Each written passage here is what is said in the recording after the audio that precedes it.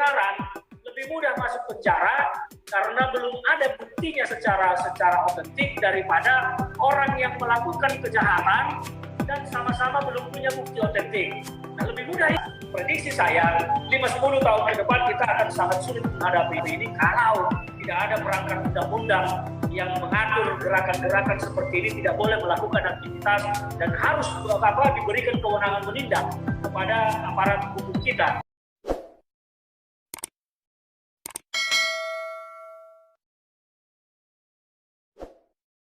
Iya, ini saya setuju nih. Kali ini Pak Tambunan ini 100% benar. Saya juga mau tanya nih Bang Fe. Pemerintah Jokowi ini naga-naganya mau ke menerima Taliban atau akan melakukan pertentangan keras. Sebab sekali Presiden Jokowi mengizinkan Taliban, artinya mengakui Taliban, berarti Jokowi harus mengakui Papua merdeka loh. Konsekuensinya loh. Sorry. Nanti cuma depan dengan Ibu Veronica Koman ya, cuma depan. Silakan Bang.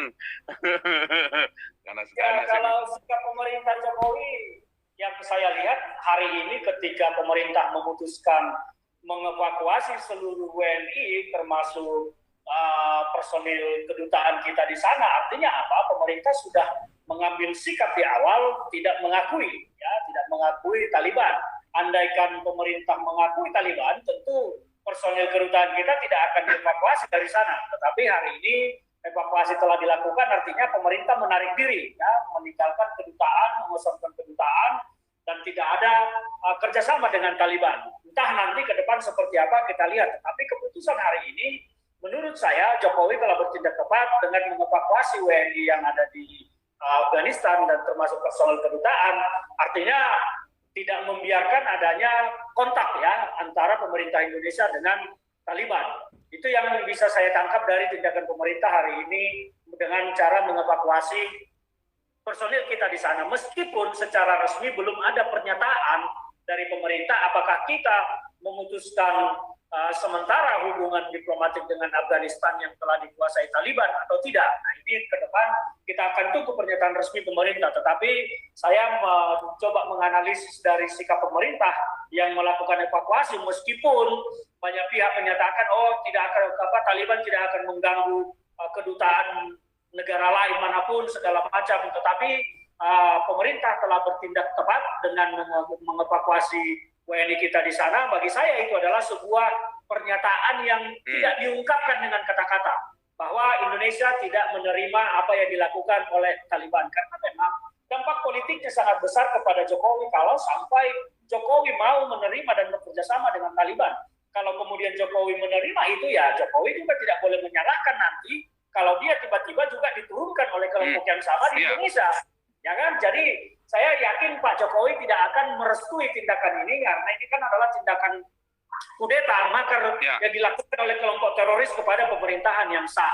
Maka apa yang diambil langkah oleh pemerintah tadi dengan mengevakuasi personel kedutaan kita dan WNI di sana, bagi saya itu adalah sebuah pernyataan yang belum diungkapkan bahwa Indonesia tidak bersedia menerima apa yang dilakukan oleh Taliban. Nah, itu pendapat saya kalau terkait dengan sikap pemerintah Indonesia. Nah, kalau tadi terkait dengan yang disampaikan teman-teman terkait dengan Pak JK, ya monggo silakan, itu hak ya, pendapat saudara-saudara, teman-teman bagaimana menilai Pak JK ya secara pribadi. Tetapi di Indonesia ini kan lebih mungkin orang masuk penjara yang menyatakan kebenaran karena belum bisa dibuktikan daripada orang yang telah melakukan kejahatan tetapi memang buktinya belum juga ada.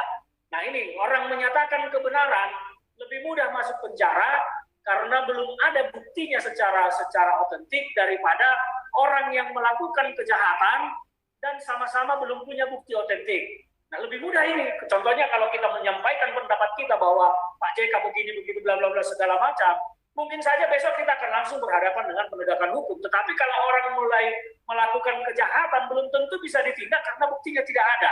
Nah, inilah perangkat-perangkat hukum di Republik ini yang sangat kurang.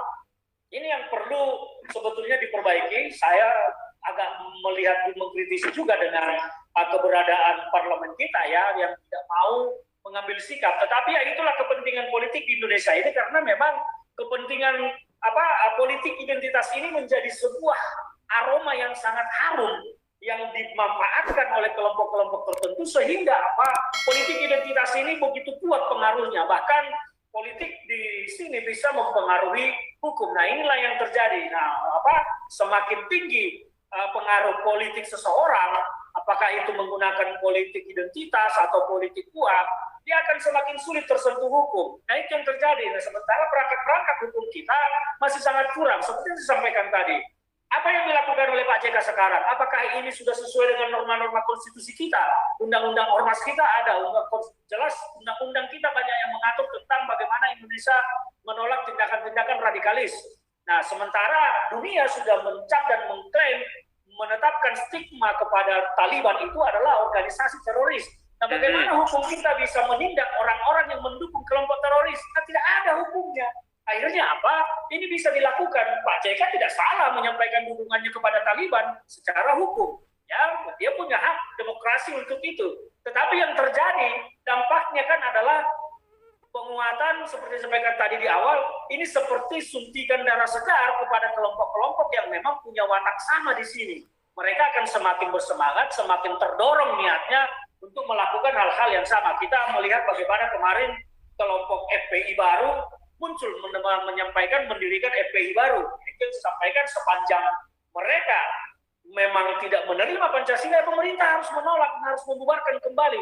Nah, yang saya mau tangkap adalah kok tiba-tiba FPI baru ini muncul di tengah-tengah kemenangan Taliban ya di Afghanistan, meskipun apakah itu kemenangan murni atau kemenangan karena pemberian atau apa, tetapi jelas mereka sekarang menang.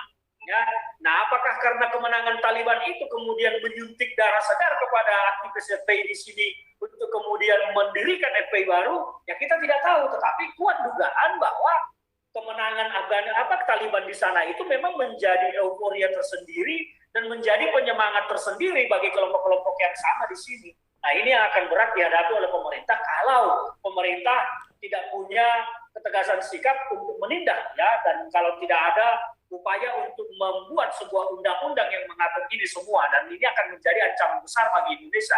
Prediksi saya 5-10 tahun ke depan kita akan sangat sulit menghadapi ini kalau tidak ada perangkat undang-undang yang mengatur gerakan-gerakan seperti ini, tidak boleh melakukan aktivitas dan harus diberikan kewenangan menindak kepada aparat hukum kita. Kalau sampai sekarang seperti disampaikan tadi, pendukung-pendukung ini tidak bisa kita tindak sepanjang mereka belum melakukan tindakan terorisme. Karena undang-undang kita baru mengatur terorisme. Undang-undangnya ormas hanya mengatur kalau ormas itu melakukan kegiatan-kegiatan yang menyimpang dari Pancasila Undang-Undang Dasar 45. Tetapi aktivisnya hanya dilarang melakukan kegiatan yang sama. Tapi hukumnya belum ada kalau mereka melakukan aktivitas di luar dari ormas yang telah dibubarkan. Contohnya, kalau sekarang kan FPI, HTI sudah dibubarkan. Nah, kalau mereka melakukan aktivitas atas nama FPI dan HTI, boleh ditindak karena organisasi ini sudah dibubarkan. Tetapi kalau mereka melakukan aktivitas yang sama di luar bendera yang sudah dibubarkan, tidak ada hukum yang bisa menindak mereka. Inilah kelemahan kita, makanya kelompok ini terus berkamuflase, terus berkembang, dan akan sulit dikendalikan kalau tidak ada perangkat undang-undang yang betul-betul mengatur bagaimana melarang, membuat larangan terhadap aktivitas radikalisme di Republik ini. Begitu Pak Paul. Setuju itu, benar. Oke, sebelum kita lanjutkan, ini tambah panas, sudah 2.500 viewer sekarang di live YouTube. Sebelum kita lanjutkan, apakah JK dan Taliban yang akan menang, atau Tali BH dan Amin Wijaya yang akan menang, atau JK menggunakan Tali BH? Kita akan dengarkan laporan Diakonia dari Jakarta Timur terlebih dahulu. Ya, silakan Jakarta.